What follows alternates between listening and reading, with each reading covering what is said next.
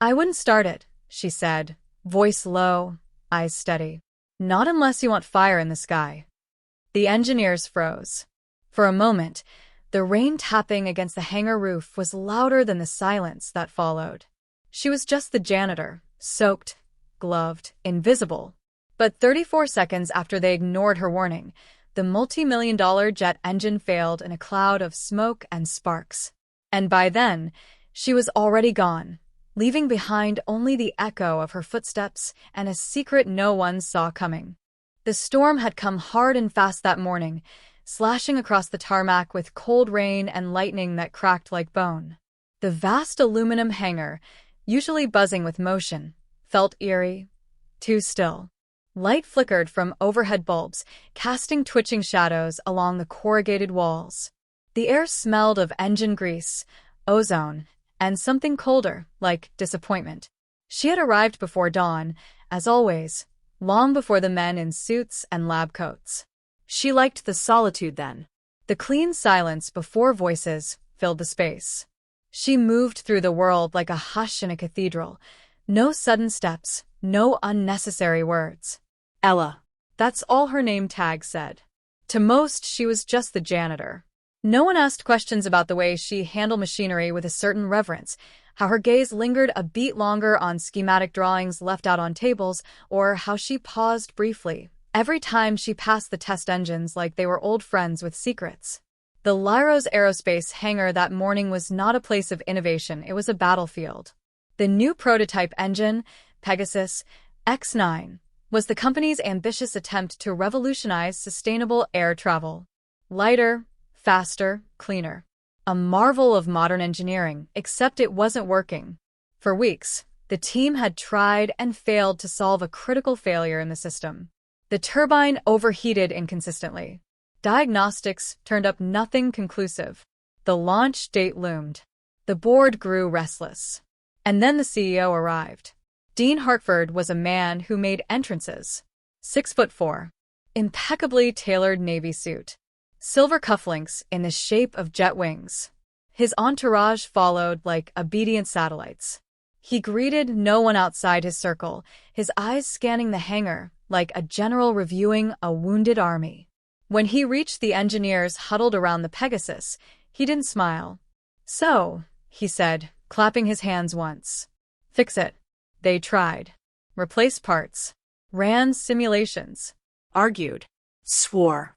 Blamed one another with eyes instead of words. Ella watched from the sidelines, wiping down tables, collecting coffee cups with red lipstick stains and cold rims. She moved around them, invisible. They didn't know she had built engines like this before. Didn't know her hands had once calibrated systems that broke altitude records. Didn't know that once she had a title. Dr. Eleanor Stanton. But that was another life. Now, she kept to corners and spoke to no one. Until something in her, something quiet but undeniable, made her speak. "You're looking at the wrong part." She hadn't meant for the words to come out. They had just slipped. But once they did, the silence fell hard. Dean turned first. He didn't speak. Just stared. One of the younger engineers laughed awkwardly. "I'm sorry, what did you say?" Ella stepped forward slightly, the soft soles of her work boots making no sound. "The secondary compression valve. It's catching too much heat. That's where your failure's coming from." Another pause. Then louder laughter. The kind that stings. Dean tilted his head, as if examining a speck on a window. "And who are you?" "Ella," she said quietly. "I clean here." "Well, Ella, thank you. But we have quite a few actual engineers working on this." Someone near the back muttered, "Probably read it on Reddit." They laughed again. Ella said nothing more. She nodded once, slowly, and backed away. The mop bucket sloshed as she resumed cleaning. That night, the rain returned, softer, more melancholic. The hangar emptied out by 8, save for a lone intern named Mariah who stayed behind to organize files and back up test results. Mariah liked Ella, brought her tea sometimes, once complimented the way she stacked wires. Ella had thanked her with a smile that didn't quite reach her eyes. Something about Ella's quiet comment had unsettled her. It wasn't the words, it was how she said them. As if she knew. So, out of curiosity, Mariah reopened the thermal readouts. 3 hours later, Mariah was running across the tarmac with schematics under her arm, soaked to the bone, eyes wide with disbelief. Ella had been right. By morning, chaos. The engineers huddled again, but this time, the energy had changed. They were no longer dismissive. They were panicked. New readings run overnight showed a gradual thermal buildup in the secondary valve, small enough to pass standard diagnostics, but enough to destabilize the system at altitude. Exactly what Ella had said. Dean Hartford arrived at 6:12 a.m., jaw clenched, tie askew. He was not happy. She guessed, he barked. Lucky guess. But no one else had guessed it in months. No one else had seen it at all. Mariah tried to speak up, to explain, but Dean shut her down. Don't make this into something it isn't, he snapped. The janitor is not the hero. Ella, for her part, said nothing. She went on cleaning, just as she always did. No press. No confrontation. No interest in being the hero. The press found out anyway. Someone leaked the internal memo praising the unexpected identification of the thermal anomaly, and soon every headline had a different spin. Janitor outsmarts engineers at leading aerospace firm. CEO ignores warning. Quiet worker saves $400 million engine project. Mystery woman corrects jet design with single sentence. Ella's name trended for a day. Commentators debated dignity. Pundits speculated on background. TikToks recreated the moment with dramatic music. But none of them really saw her. Not the way she wanted to be seen. 1 week later, a reporter named Sean Greer, a former mechanical analyst turned investigative journalist, walked into Hangar 6 with a file under his arm. He didn't ask questions right away. He just waited. When Ella walked past, he said softly, "You were Eleanor Stanton, weren't you?" She froze. The name hadn't been spoken to her in nearly 9 years. Her eyes, that same mist gray, met his. "You were on the Orion project," he continued. "Designed the Helix drive. You left after." He trailed off. After the accident. The fire. The explosion. The test chamber failure that had taken her younger brother, Jeremy. Both had worked on the system. Both had pushed its limits. She had signed off on the final protocol. He never made it out. That day, Eleanor Stanton disappeared. Ella remained. Greer didn't publish that part. Instead, he wrote a story not of scandal or triumph, but of silence, of dignity, of legacy. And in doing so, something in the world shifted. But Ella did not change. She still showed up early. Still cleaned the smudges others left behind. What did change, however, was who watched her now. They didn't mock. They didn't laugh. They listened. And beneath the hush of the hangar, under flickering lights and the gentle echo of her mop on concrete, a quiet reckoning began. The day after the article broke, Ella found her name on too many lips. Strangers she'd never met called her a genius. A few coworkers tried to make amends, offering awkward apologies wrapped in fresh respect, like bows on boxes she never asked to open. But she didn't want reverence.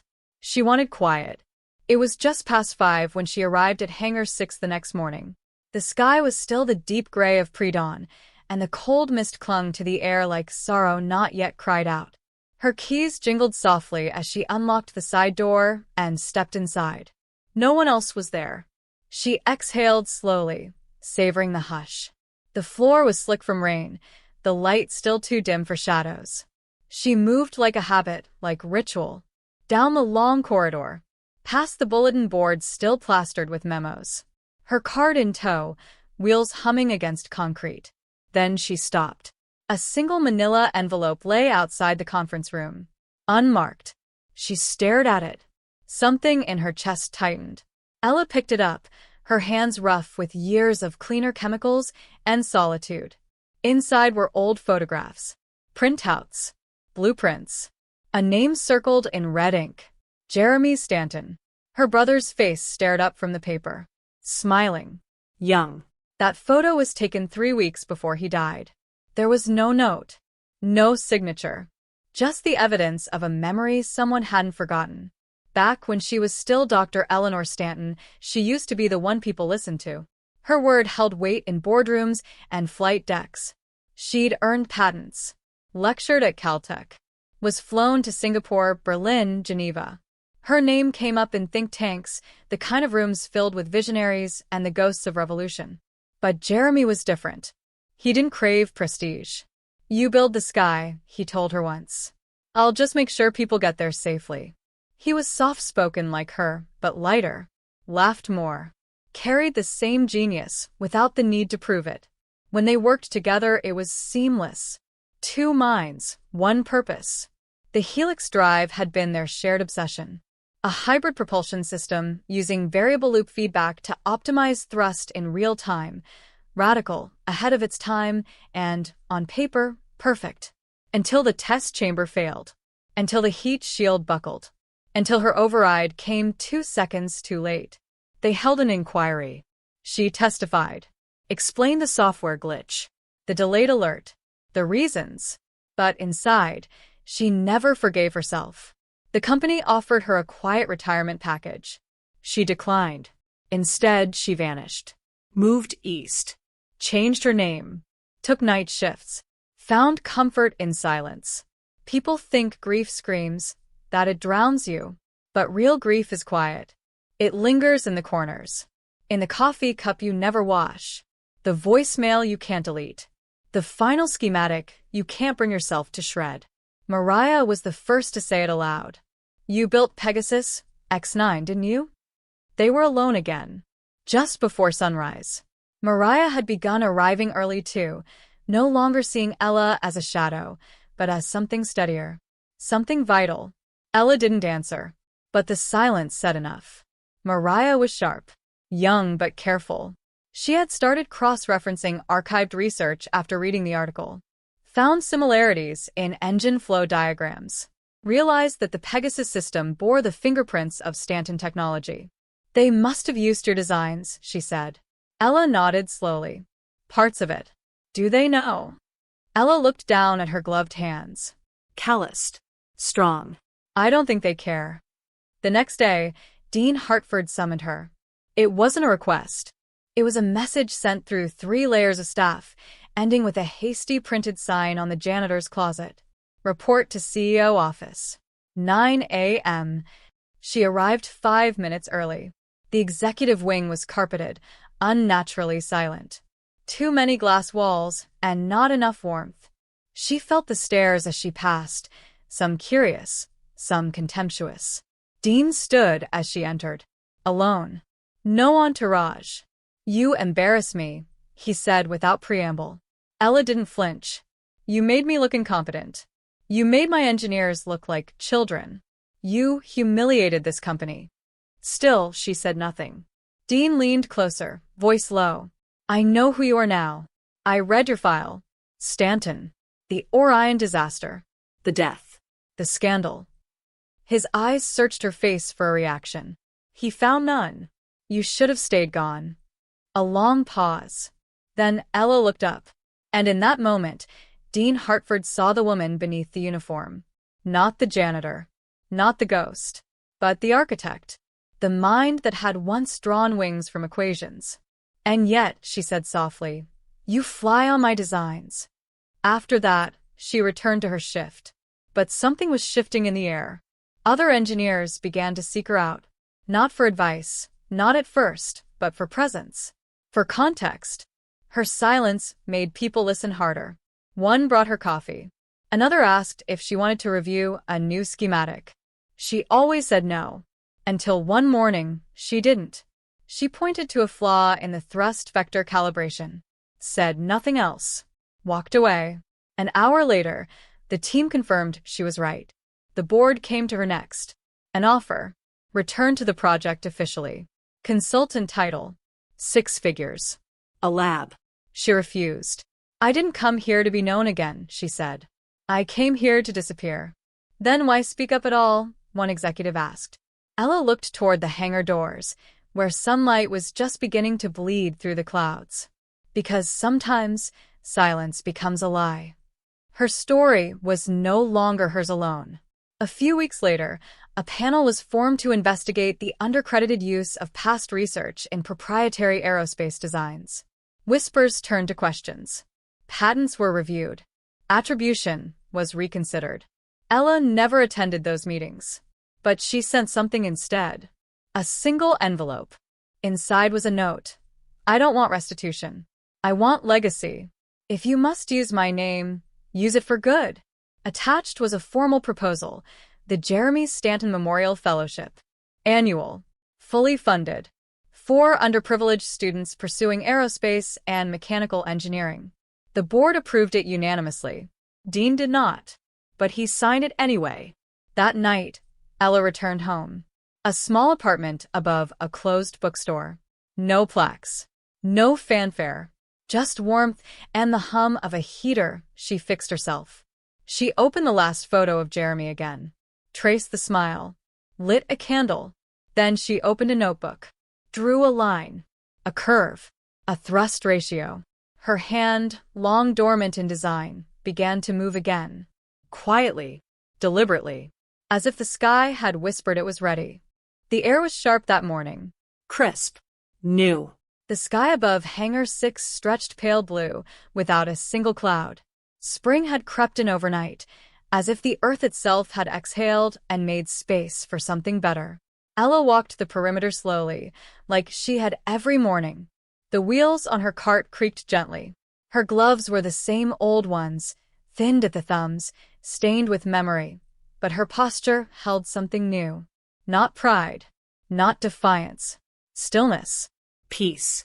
Inside, the engineers buzzed about the new prototype, Pegasus X-10. A reconfiguration of the old model, this time without the fatal flaws. This time with her notes, finally openly credited. Her initials sat on page 2 of the technical draft, beneath the bold black letters. Design Advisors, E. Stanton. Mariah had insisted.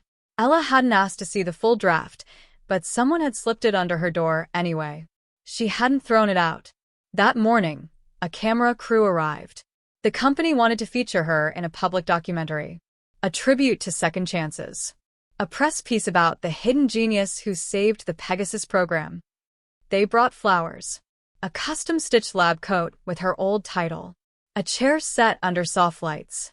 Ella looked at the chair. Then the camera. Then the wide-eyed assistant holding a mic like it was fragile. No, she said simply. But Ms. Stanton, Dr. Stanton, we want to honor you, the producer stammered. She shook her head. Then, honor the work, not the woman. And with that, she turned and left. By then, her fellowship had opened applications. Over 3,000 students applied within the first month. Some had never even considered aerospace. Some lived in rusted towns, raised by mothers who scrubbed floors, repaired engines, stitched uniforms. Kids who never saw a runway up close but dreamed anyway. The first recipient was a young girl from Indiana. Her application essay began with a single sentence. My mother fixes broken things, so I want to build things that don't break. Ella cried when she read it. She hadn't cried in years. Dean Hartford stepped down. Not officially disgraced, but quietly repositioned. A lateral move to a consultancy role. Words like strategy and realignment were used in the memo, but everyone understood. A new CEO took over. Mariah, in an interim capacity. Young. Fierce. Compassionate. One of her first actions was to formalize Ella's design credit. The second was to remove the luxury espresso machine from the executive wing and donate it to a local shelter. Symbolic, she told the staff. We work better when we remember who keeps the lights on. Ella never attended the Pegasus X-10 launch. Instead, she sat on a bench across from the airfield. Alone. Wrapped in a navy cardigan. Her hands folded gently in her lap. She watched the silver curve of the engine reflect sunlight like a promise. Saw it cut through cloud after takeoff with quiet grace. Not a single shudder. Not a single glitch. The engine sang. And in its song, she heard Jeremy's laugh again. Soft. Full. She closed her eyes. Said nothing. Felt everything. A week later, she gave her final request. No press. No ceremony. Just a handwritten letter to the board. Use what I left behind to teach, not to praise. Every brilliant system is first born from failure. So teach the failures, too. That's how we protect the next generation. She enclosed a check. Modest. From years of saved wages. Enough to fund a small community lab. Her only stipulation? Name it after no one. Let the ideas speak for themselves. On her last day, no one knew she was leaving. She cleaned the hangar floors with the same quiet rhythm. She fixed the loose stair rail by the side office. Left a bundle of cookies on Mariah's desk with no note. At 5:57 p.m., she wheeled her cart into the storage closet, removed her gloves, hung her badge on the hook, walked outside. The sky was dim. Rain had started to fall in thin silver needles. The kind of rain that sounds like pages turning. Ella stepped into it. Didn't flinch. Didn't rush. She crossed the lot slowly. Paused at the glass door that reflected her face. Older now. Lined but steady. Then she pushed it open. Walked into the rain. And disappeared into the hush. They searched for her name in later years. Found it on patents. In footnotes. In the dedication of an engineering textbook. On a plaque inside the student lab she funded. No photo. Just a line. For those who build in silence. Her story became legend. Not because she stood in the spotlight, but because she never needed to. She changed the sky and left quietly, like wind passing through wings. The legacy remained. Always. In the hush. In the thrust. In the strength of a woman never truly ordinary.